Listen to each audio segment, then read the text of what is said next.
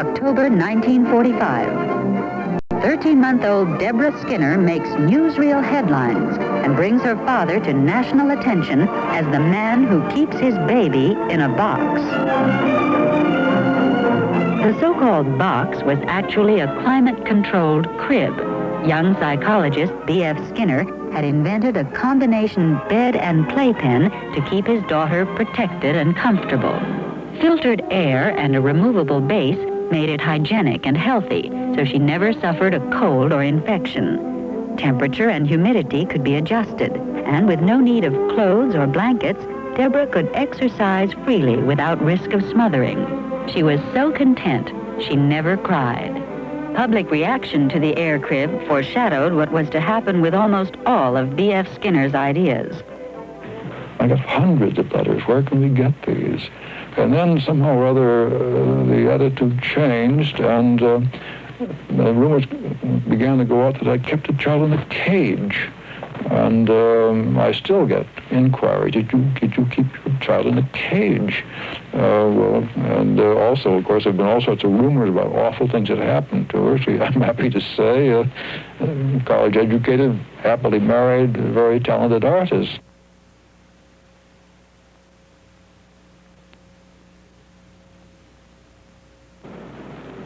Skinner did not set out to be a psychologist. He graduated from college in 1926 with a degree in English and his heart set on a literary career. After a miserable year discovering that he had nothing to say, he turned instead to behavioral psychology. At Harvard, he began rat and pigeon experiments with the idea that all behavior could be understood entirely through observation.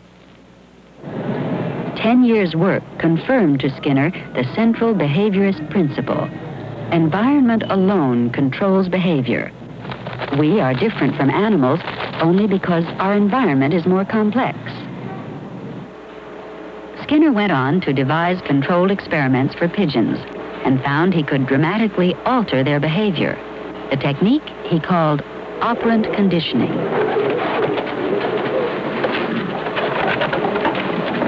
An untrained pigeon behaves naturally. It pecks. If every time the bird pecks at a disc, it's rewarded, reinforced with a food pellet, it soon learns that pecking discs has pleasant consequences. Further pecking yields further reward. Once a pigeon is conditioned to operate on its environment to earn its reward, new behavior can be shaped. Since the 40s, Skinner has illustrated the role of reinforcement in learning with a now classic example, training a pigeon to turn a circle. This hungry pigeon is moving about more or less at random. Sometimes it turns its head to the left. When it does, we reinforce that movement by giving the pigeon access to a dish of grain.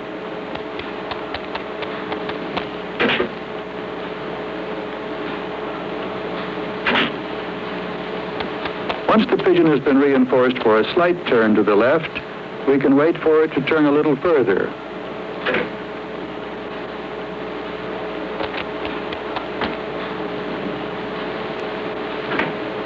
By gradual steps, we can reach a stage at which the pigeon turns in a complete circle.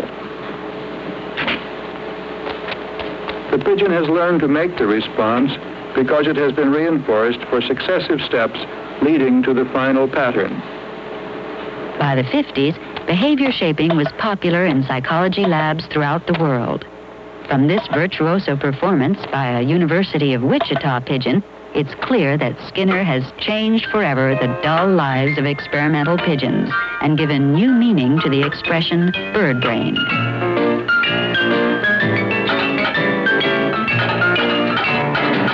We're always controlled and always manipulated. I insist that people are controlled. But what they don't understand is that I don't believe that people control people. Environments control people.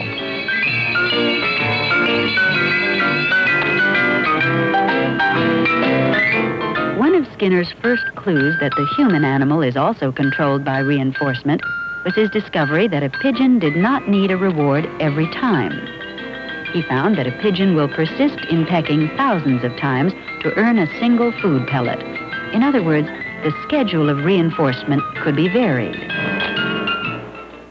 One of the schedules which is very effective with rats or pigeons is what we call the variable ratio schedule, and that is at the heart of all gambling devices and has the same effect.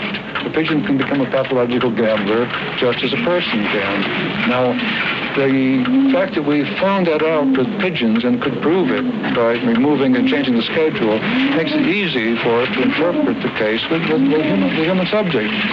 We don't say that the human subject gambles to punish himself, as the Freudians might say, or gambles because he feels excited when he does so. Nothing of the sort. People gamble because of the schedule of the reinforcement that follows. Not just gambling, but according to Skinner, everything we do is conditioned by the reinforcements in our environment. It's easy to see how food pellets can motivate pigeon ping pong, but with people, the influences are harder to isolate. Like it or not, Skinner says we do not determine our own actions. We should stop probing our psyches to understand ourselves and look instead at our external behavior and the environment that has produced it. Putting this into practice, Skinner invented the teaching machine. The student moves step by step through simple to more advanced problems. With each correct answer comes the immediate reward of knowing the response is correct and the encouragement to move on to the next question. These machines are now being used to teach everything from telling the time to advanced physics. Satisfaction from achievement is a powerful human reinforcer. Operant conditioning can even be used to change the behavior of the intellectually or emotionally disabled. In the 50s, Skinner's technique was a breakthrough in teaching the handicapped functions once thought quite beyond their reach. This child is profoundly retarded. She has never walked. At first, she is asked only to shuffle between two chairs.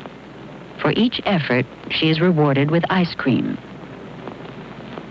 Gradually, the chairs are moved further apart so that she stretches to make the distance. No one coaxes or prompts her. Only the positive reinforcement of the ice cream. As shifting becomes easier, the goals are increased. Now she walks hanging onto a rope suspended for support as she goes after her reward. Later, the rope is slackened. Now she walks under her own power, even though she still holds the rope. The rope is cut and reduced in size. Still, she continues to walk to get the ice cream. If the rope is taken away, she falls. When the rope is merely a wad of string in her fist, she's able to drop it of her own accord.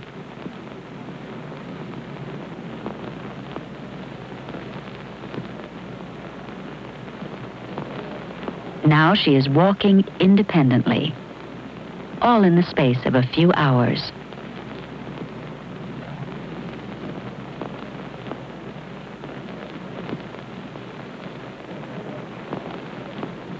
Behavior shaping through positive reinforcement has equally powerful results with people of normal intelligence. These juvenile delinquents are learning to modify their habitual antisocial behavior in a residential program based on reinforcement. This approach is so successful that only 10% get into trouble again after they leave here. Good behavior is consistently rewarded. Instead of dispensing ice cream, teachers give tokens and verbal praise to a student who is behaving properly. The approval is immediate, but the tokens are saved and exchanged later for some particular reward, whatever the individual finds satisfying.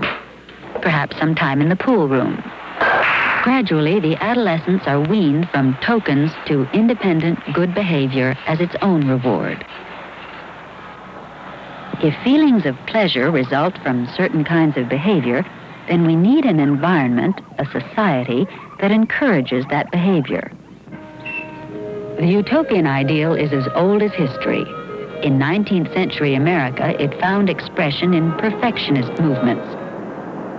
As a child, I had been in contact with various perfectionist movements in the United States in the 19th century. I had happened to have been born only a few miles from where Joe Smith wrote the Book of Mormon. I also then had picked up notions from Henry David Thoreau about getting away from the world as it is and designing a world of your own, which is the principal theme of Walden I, and it became the theme of Walden II.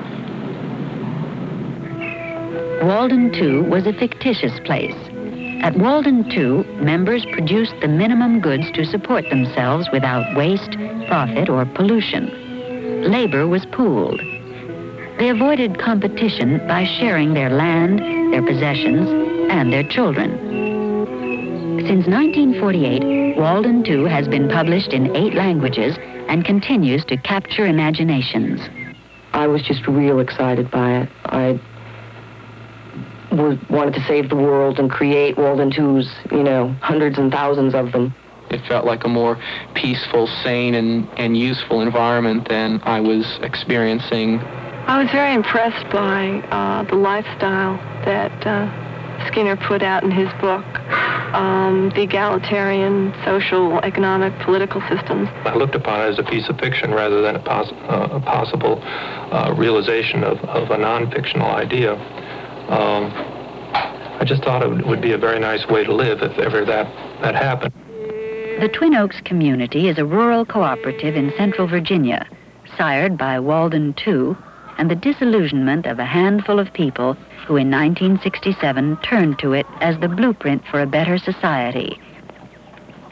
The casual visitor might well assume that this is just another of the many reactionary communes spawned by the turmoil of the 60s. On the surface, perhaps, but there are differences. Most of those communes have disintegrated. Twin Oaks has flourished. Membership has multiplied from 8 to 85. Ages embrace old age to infancy. Educations vary. Some stop short of a high school diploma. Others hold doctoral degrees. The community is self-supporting through its own industries and grows most of its own food. Their government, labor policy, and children's program all owe something to Walden II. But is Skinner's design the secret to their success? Or have they discovered their own way of doing things? It's now 11 years since they began their experiment, and Nova thought Skinner might like to see for himself. So we invited him in the spring of '78 to visit Twin Oaks and meet the people who thought his utopian vision ought to be taken seriously. One, two, three.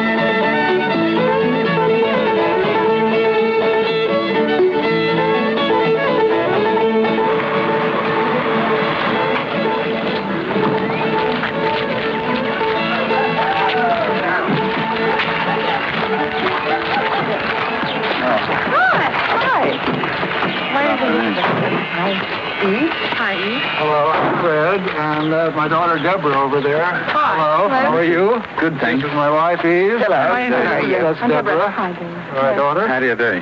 Had the author lived in his own utopia, he wouldn't have been called professor or doctor. Rank had no place at Walden II. It's the same here at Twin Oaks, where they use only first names. My wife, Eve likes to travel and she can't understand why I would ever want. Not every visitor to Twin Oaks is given a red carpet welcome, but Fred is no ordinary guest. And equality notwithstanding, a tea party has been arranged in his honor. There's a huge thing over in that heavy equipment building. Sculptures and artists. The conversation eventually turned to the writing of Walden II. Like Magazine Attack the Descendant came out? Did they attack it? I mean, really, it's one of the most vicious reviews I've ever seen in my... Was an editorial. Suddenly, a very vicious attack by a man named Jessup who had written it. Jessup was so furious. He said, although he regarded himself as a liberal, he would have burned every copy of Walden II he could have. He hated the book. Wow. But also he makes all the mistakes, you see. I didn't know it then, but that's what I was going to be facing for a long time to come. Twin Oaks has had its own critics, prophets of doom who said the community could never support itself. It's been a struggle, but in 11 years they've put up 5 large buildings, quadrupled their land, and developed a prospering farm. Today, their book value is close to $500,000. Have you thought of having goats or small sheep and so on, small animals around to chew the grass away for you?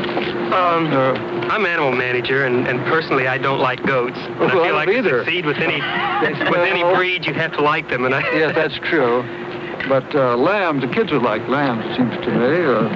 Lambs were nice to eat, and good heavens, they'd have a grand time here, didn't they? Lambs are very expensive to fence in. Oh, that's true. I was quite wrong, of course, in Walden II about the electric fence. It doesn't work with sheep. Right. You have enough insulation, they'll go right through it. I made an even bigger mistake at the Ken Galbraith spotted. I had them milking Herefords in the first printing, and I changed that very fast. Well, no, that's possible. I know people that have a Hereford family cow. They get milk out of it, do they? Right, and a family doesn't need that much milk. I see. Well, a Hereford doesn't milk a lot, but they do produce enough to do it. You don't have chickens. Is that because you have to buy grain? We do have a few chickens. We have enough for what percentage of our chicken stuff, do you know? Well, chicken meat we don't have except when the old layers wear out and we have stewing chickens. But we produce half our eggs or more. And you would never think of machine raising chickens. You wouldn't. No. That's not humane enough for Twin Oaks. And in terms of efficiency, I think it's worth giving up a considerable amount of efficiency in able to get closer to our own self-sufficiency. Oh, I think so too. I'm more interested in probably having food that I enjoy eating more than I am. It's important to grow it for me. I like growing our own food, and I think that's neat, but I won't trade not having an avocado once a year for the fact that I can grow spinach. It's just not, to me, it's a bad trade-off. Growing all their own food is not a major goal, but economic independence is. What we're doing here is... At Walden II, they made and sold furniture. At Twin Oaks, hammock making is the staple industry. Hammocks market well and don't require much capital. Production is labor-intensive and simple enough for even a visitor to learn.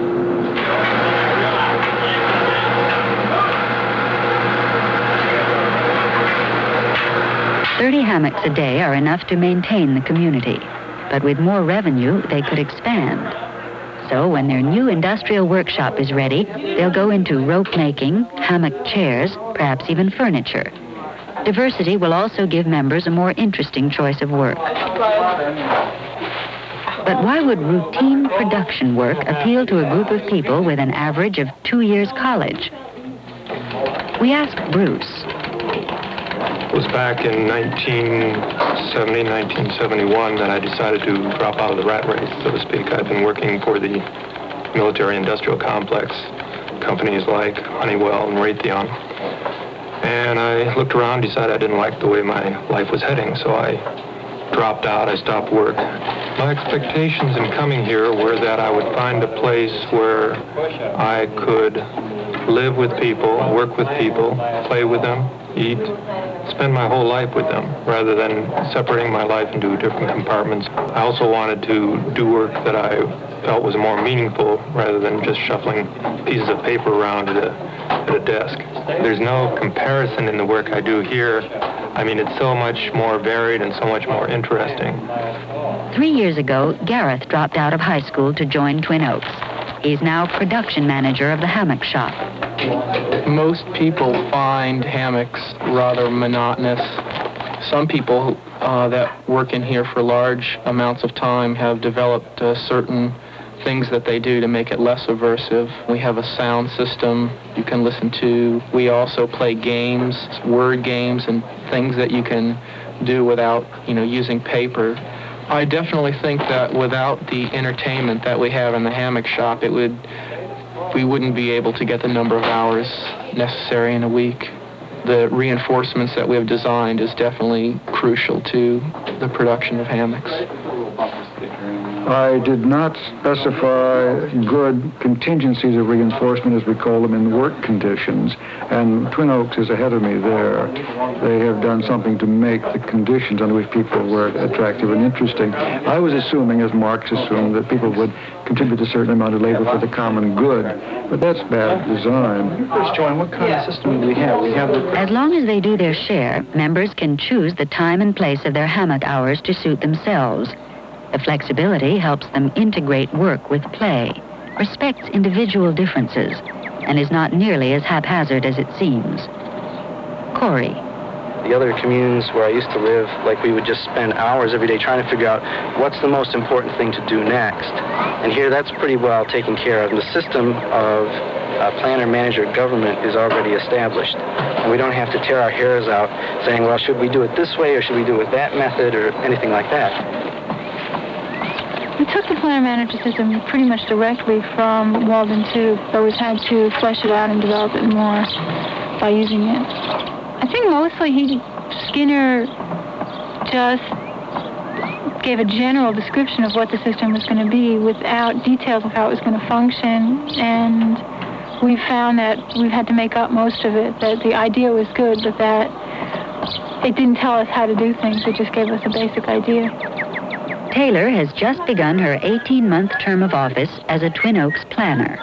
I think you throw that other film away. Skinner believes that democracy is unjust because it neglects minority opinion and inefficient because it can't guarantee competent government. It's better, he says, for a community to appoint planners to make policy decisions and managers to take charge of specialized areas. At Twin Oaks, the 3 planners choose their successors and enjoy absolute authority. They are responsible for all long-term planning, but depend on the advice and expertise of the 50 managers. I think that sometimes, at least, being a planner is really difficult, that there are very few people here who want to do it at any particular time. In fact, this time when I was chosen, there was really nobody else who wanted to do it.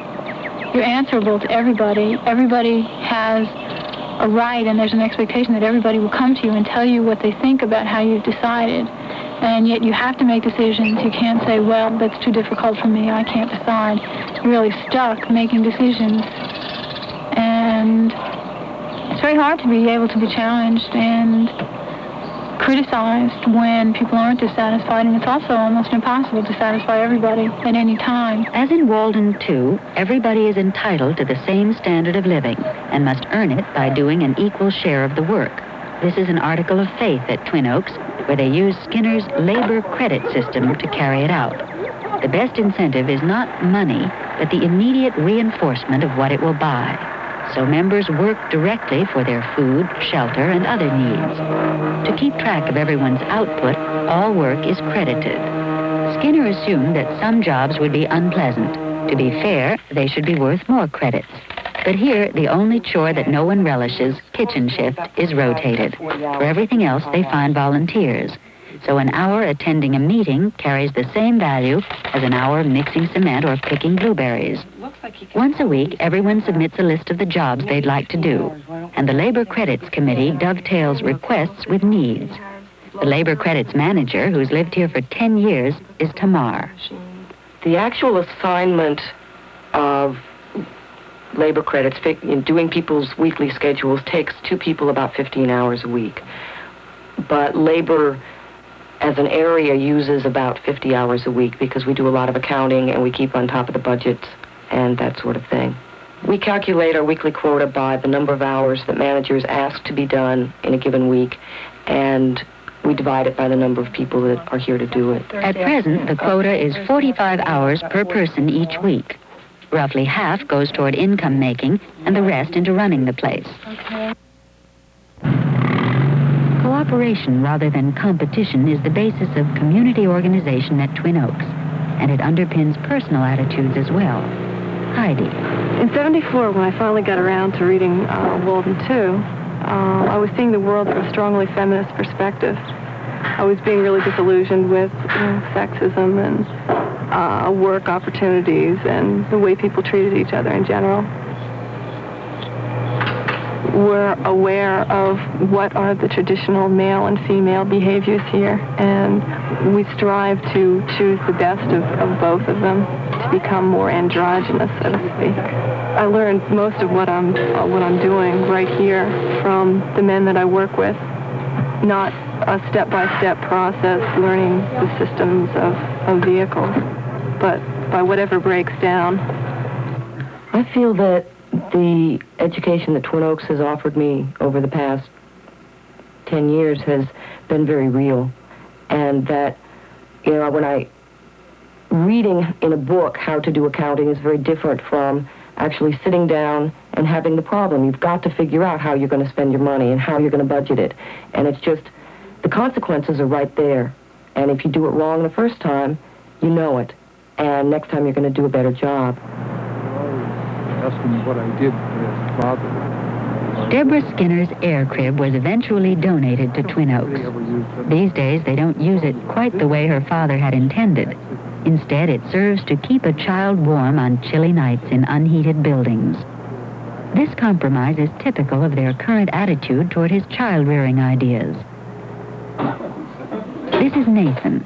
He is not yet a father, but for the past 4 years, he has earned labor credits by spending part of every week taking care of the community's 10 children. He is one of a team of men and women Twin Oaks calls metas. The children do not live with their biological parents. They spend nearly all their time together with their metas in this special children's house, which serves as their home, school, and daycare center. Babies who are breastfeeding are the only exception. They sleep near their mothers in one of the adult residences and are brought over to join the others at breakfast each morning. Because child care is rotated among different metas, careful records note every child's progress and any special problems. Praise and affection are used to reward good behavior, and anything undesirable is simply ignored, unless it's dangerous to the culprit or someone else. Harmful misbehaving is the only cause for punishment. In this respect, Twin Oaks is faithful to the Skinner model, but with other aspects, they've had to make changes. When the first children were born, they tried to follow Walden II to the letter, all agreeing with Skinner that love and attention need have nothing to do with blood ties. Natural parents were denied any special relationship with their children. But over time, serious problems developed. Parents found it hard to give up their traditional role. The metas felt burdened by their heavy responsibility. Everyone worried about depriving the children of a primary relationship. I think the children's part of the community is the most exciting part. It's the one thing that really would get me most involved, I think. And I'd like to know really what you're doing here and how you're doing it. Jerry, on the left, is the mother of 2 of the community's children. And Casey is a meta and member of the Twin Oaks Child Board. Thank you. When I first became a meta almost 4 years ago, it seemed like a meta was somebody who was a group of people who were going to have primary responsibility for the children, both making decisions both in their day-to-day lives and also long-range decisions. And that's what I thought I was doing. I was supposed to think of these children as my own. And I started out doing that. And then as the program went through some changes, we decided to pay more attention to that biological role. And so I got a little confused in there. It seemed like a meta started becoming more of a daycare worker, but not quite that casual. There's more involvement there because we're all living with the children and we're all living together and being close. Would you be a meta too? No, I'm not a meta, even though I am a parent. Now, what does that mean? You feed your child, but you don't care for it? Essentially, I don't do the daycare work with either of my children. And now, why is that? What is your choice? Why are you not a meta? Because working with children is not my preferred work. I'm not very creative with them, and can get overwhelmed by having... Well, that is really then a little closer to the Walden II idea, isn't it? That those who want to be with children have a chance to be, even if they're not biological parents, and have all the satisfaction of having fun with them and seeing their effect on children. Well, but yet the people who are metas don't really if they have a desire or a need to be a parent, I don't think being a med satisfies that. You don't think that? But supposing you had some, you could have some disease you didn't want to transmit or something like that, hereditary hemophilia or something of that kind, and you love children, why could just be a medical? It would be a great solution, wouldn't it? It's not quite like adopting a kid. That would be closer. No. But it is certainly a way to be close to children without having them yourself, closer than just teaching or working in a daycare center, for sure. In your experience, the parents naturally get the rules with the baby. Are they better than metas, do you think, in handling children? No. We try to pay attention to, like, what the parent wants with the kid, but the parent doesn't just make the rules or decide what's going to happen with the kid. We have a meeting with the metas, and the parent's input is listened to a whole lot. And usually we, unless the rest of the group thinks it's so wrong what the parent wants, we do it. I think that nowadays a mother spends a lot more time with the baby than before. And I think that we help foster that relationship along a lot more than we used to. I think that was part of Walden II. Parents, if they wanted to be with their children, could be metas, as you call them. Mm-hmm. And if they didn't, they could bear the children, or whatever biological advantage they seem to get from passing on their genes, and let those who are most competent and most experienced praise them. I think that's the way it should be. Except we stopped feeling okay about people casually having babies unless they wanted to at least have some responsibility. A lot of it comes from the fact that the metas turn over. The metas aren't people who are going to be here forever with the kids, and the ultimate responsibility really does well, I think with the parents. You might argue in the long run, I don't think a psychoanalyst would agree with me, but you might argue in the long run it's better for a child to be in contact with an average or the essence of an adult rather than particular adults. And I think it's wonderful for children to have contact with a very large number of caring adults. Here's a little bunny for you, Trev. Are you afraid of me? Oh, you are. You don't want me. How about name with a little bunny? I'm terrible. Sorry, we don't mean to be laughing at you when you're all upset. Well, now when you're not crying, maybe you just stay there. That's okay. Smile. I don't have a nice soft laugh, I know. You're complaining? Honey. Oh, I think you better go back to the meta. There you go. Sorry. How come you all cracked up? So sorry. If I were to redesign my childhood, I think that I would probably build it about like a Walden II. I think it would have been much better for me to have had even more contact with adults than I had. I still think that a community where the child has the chance of knowing many, many more adults who will treat him with warmth, affection, and so on, that is still could be improved in that direction.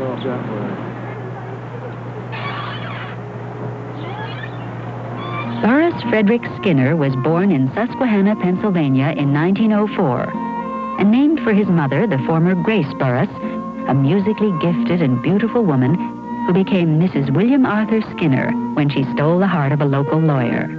Intellectual and awkward, he was a stern but kind father. Skinner's beloved younger brother, Edward, was his great childhood companion and also the favorite son. Family life was stable and disciplined, dominated by Mrs. Skinner. My mother was the person who set the style of the house and the standards. My father managed to marry her, but only with her consent, and I think she held that advantage all her life. He would have to come up to her standards, and those, of course, were the standards I came up to, too. My mother embarked upon a campaign to get me to hang up my pajamas. I would come down to breakfast, and she would go up, and there would be the pajamas lying around on the bed. She would call down to me, come up at once, hang up the pajamas, so I would come up and hang them up, and this went on day after day, day after day. Well, I finally solved that problem. I wasn't responding to the aversive control at all. I solved it by building a little gadget. There was a hook on a string in that little closet where I would hang the pajamas, and the string passed over a nail and on over and came down in the doorway. And there was a sign there saying, hang up your pajamas. Now, if the pajamas were on the hook, that sign was up out of the way. But when I took them off at night, the sign came down in the door, and then in the morning when I got up, got dressed, I started to go out, there would be this sign there. I'd go back, get the pajamas, hang it up, and the sign would go all the way, and I would walk out, go downstairs, and I didn't have to come back up and hang up my pajamas.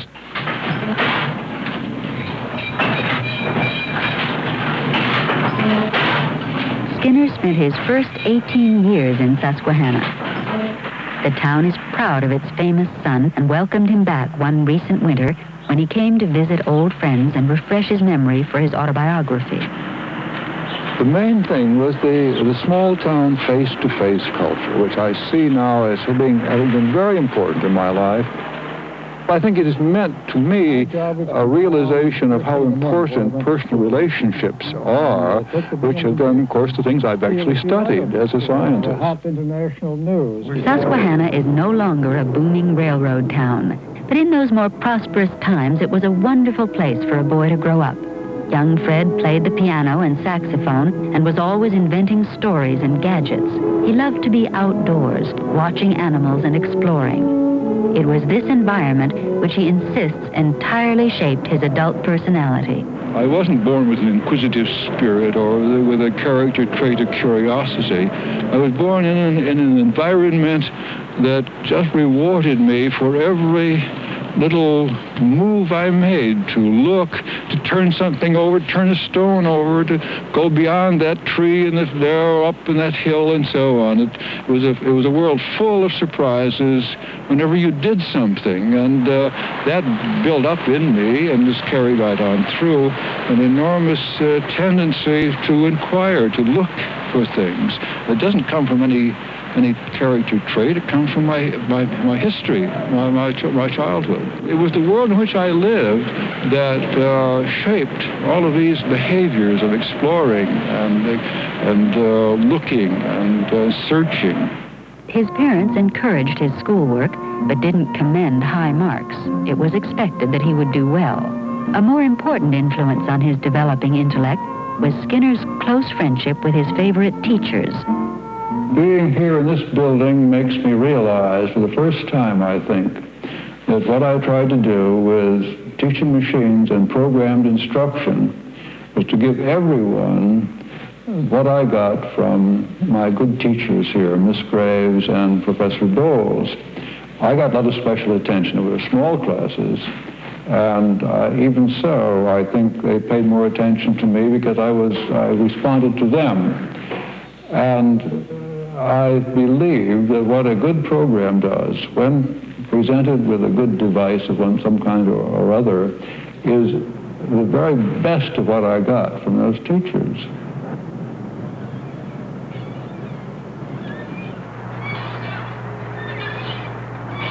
There are no teaching machines at Twin Oaks.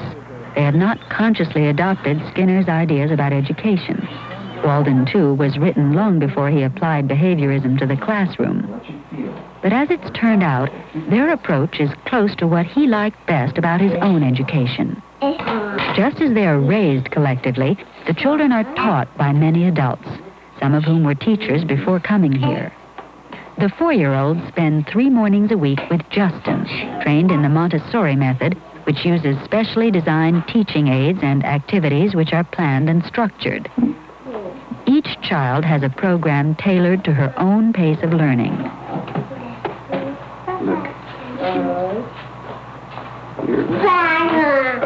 In the afternoon activity room, everyone participates.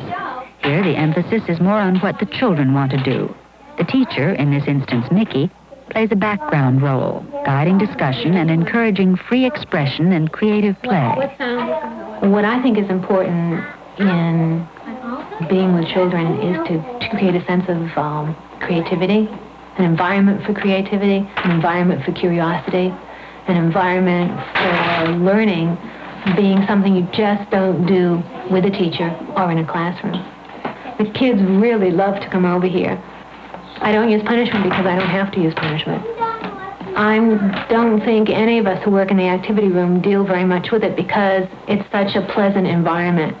I think the main thing in reinforcing a child's interest and continuing concentration and development with a particular material is the experience the child gets out of doing it. If there's an exhilaration, that's sufficient reinforcement. And I wouldn't want the kids to get the idea that they need to please grown-ups to do what they're doing. The aim of the system is not to turn out little geniuses who are going to go to Harvard and have wonderful careers.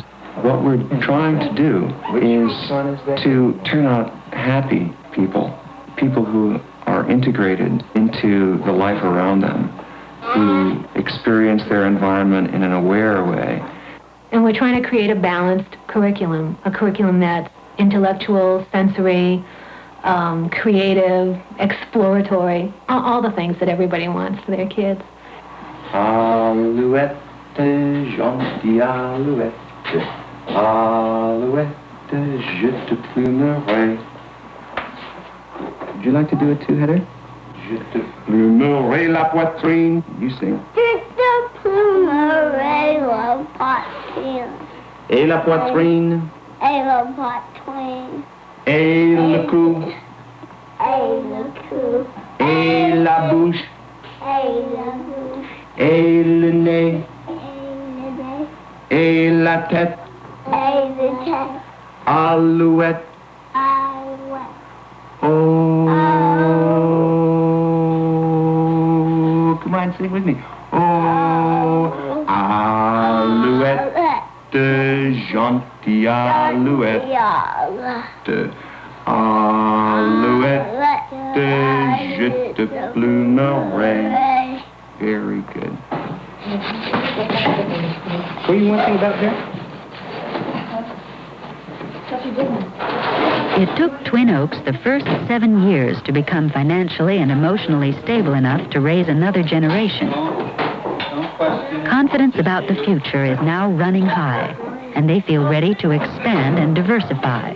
They actively recruit new members, people who will view the community as a commitment, not just a nice place for a working vacation. They hope to have 35, but they still face difficulties. About 20% leave and are replaced each year, and only a quarter have stayed longer than 5 years. This turnover has been unsettling. With the exodus of most of the Walden II pioneers, attitudes have changed. Newcomers have brought with them new personal beliefs, everything from primal screaming to transcendental meditation.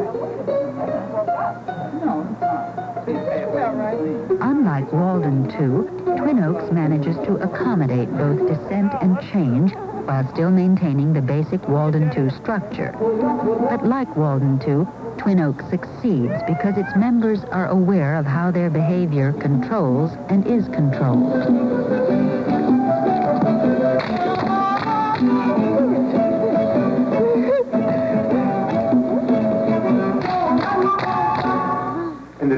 Toward the end of Skinner's visit, members of the community gathered to talk things over with him. From the left, Josie, the only original member still here.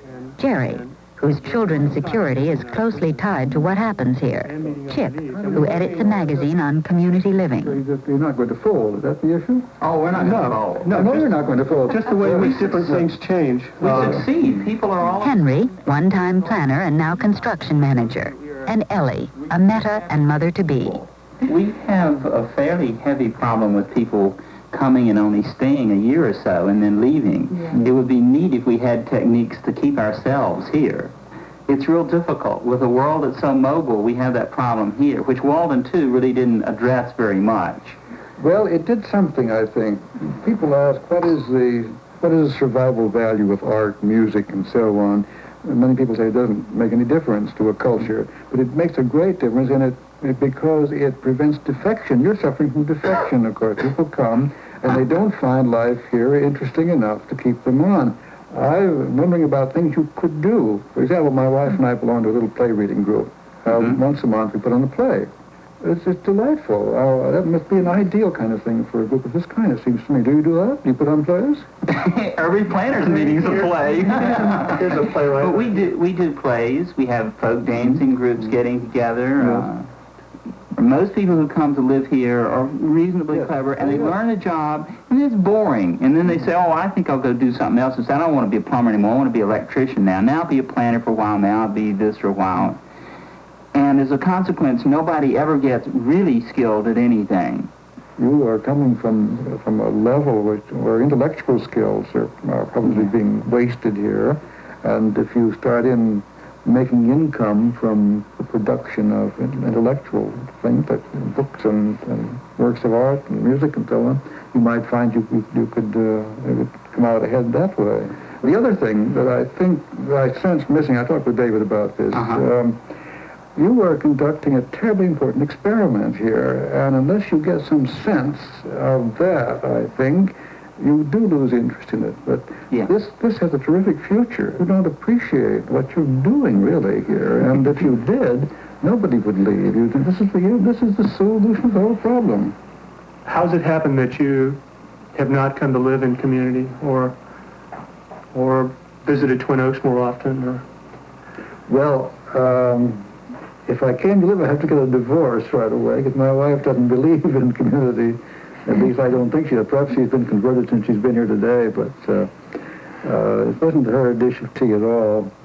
Why I haven't come oftener, I don't know. This is my second visit only. I've been very much interested in what happened here. Perhaps I was afraid of getting too involved in the thing.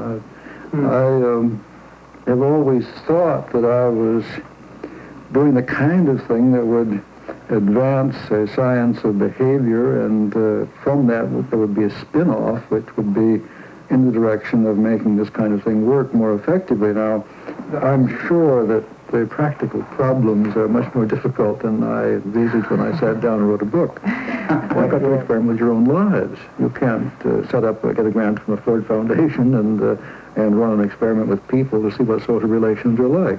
The only way to do it is to get in there and do it yourself. And that's what you're doing. And I think you're going to learn a lot more, which is relevant, than I'm going to spin off in my ivory tower. And you make us feel so powerful. Well, you are powerful.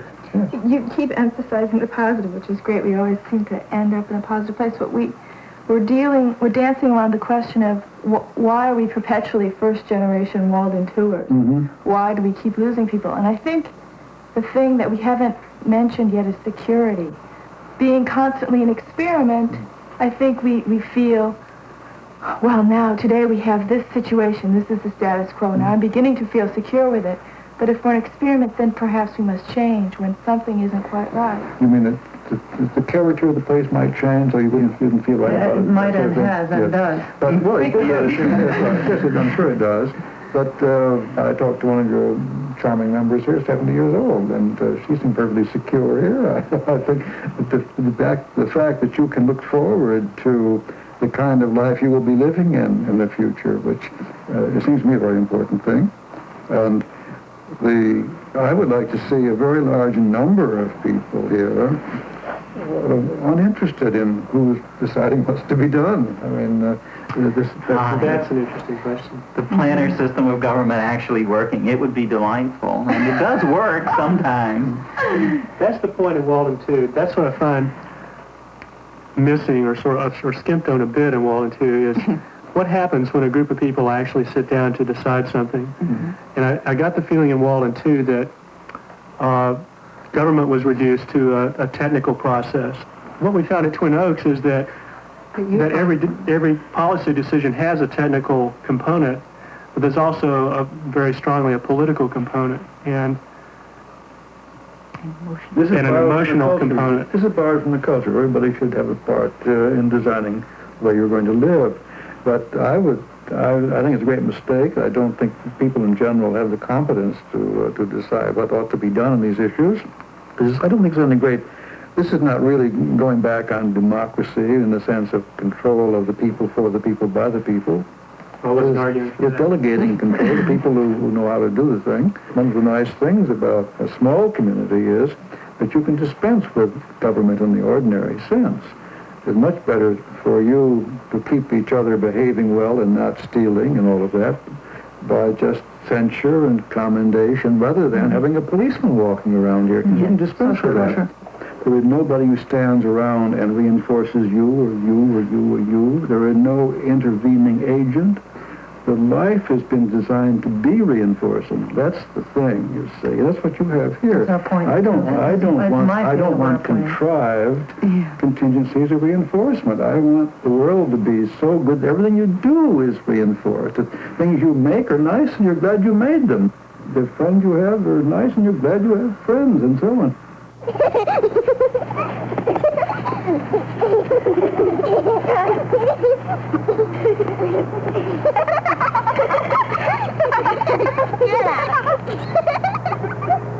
I think Twin Oaks is close to Walden II in certain ways. An effort is made to induce people to behave in necessary ways. They maintain themselves, they create the goods they consume, or at least they create some foreign exchange so they can buy the goods they need. They are very much concerned with good personal relationships.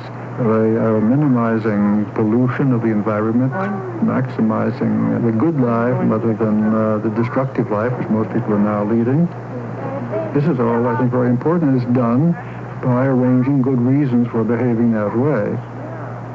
I think this is very, very encouraging. This is as close to Walden II as I had any right to expect.